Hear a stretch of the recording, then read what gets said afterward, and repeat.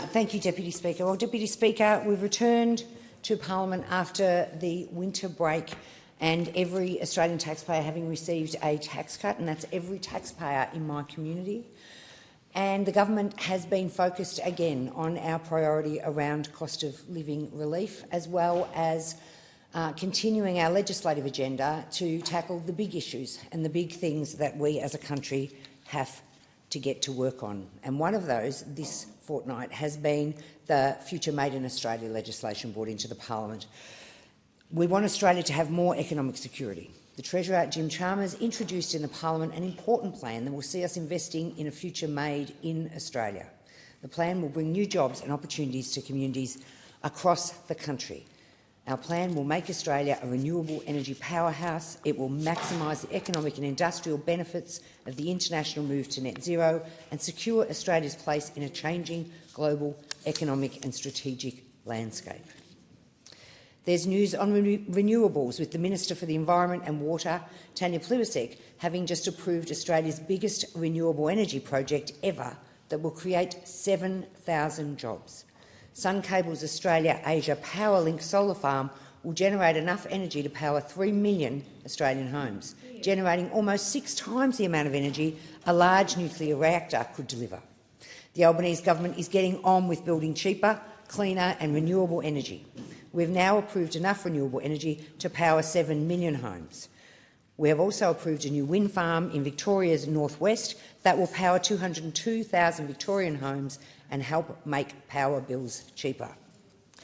It has been National Skills Week while we've been here, and I'm so proud that as a government we've helped more than 500,000 Australians enrol in fee-free TAFE, delivering cost of living relief for students and helping Australians get better paid jobs. We've also got legislation in the Parliament this week to wipe $3 billion in student debt for 3 million young Australians. This will help many students and young people with the increasing pressures of cost of living and their growing HECS debt.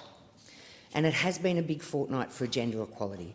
The Albanese government is focused on taking action on gender equality. This week we learned the good news that the gender pay gap is at an historic low of 11.5%.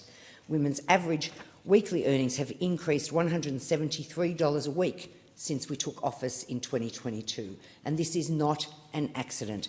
This is about supporting rises in the Fair Work Commission for our lowest paid. It's about a 15% pay rise for aged care workers and a 15% pay rise for child early education and childcare workers and educators. And this morning, Minister Rishworth introduced the paid parental leave legislation, the most recent piece of legislation. This is critical for working families, and the bill will put superannuation on paid parental leave.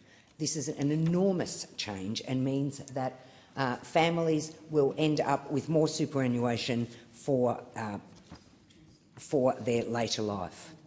We've had legislation also to ban non-consensual sexually explicit deep fake content this week. This is important, particularly in our community in the west of Melbourne, where this has seen us in the headlines recently. Sharing deep fake sexually explicit material is a damaging form of abuse that overwhelmingly targets women and girls and inflicts deep harm on victims. We have zero tolerance for it and have introduced legislation to ban it. Our Assistant Minister for the Prevention of Family Violence, Justine Elliott, delivered a powerful statement in Parliament yesterday outlining how our government is made a priority to end violence against women and children. This week has also seen the anniversary of the Julia Gillard government on 21st of August 2010, something I know that those at home are celebrating.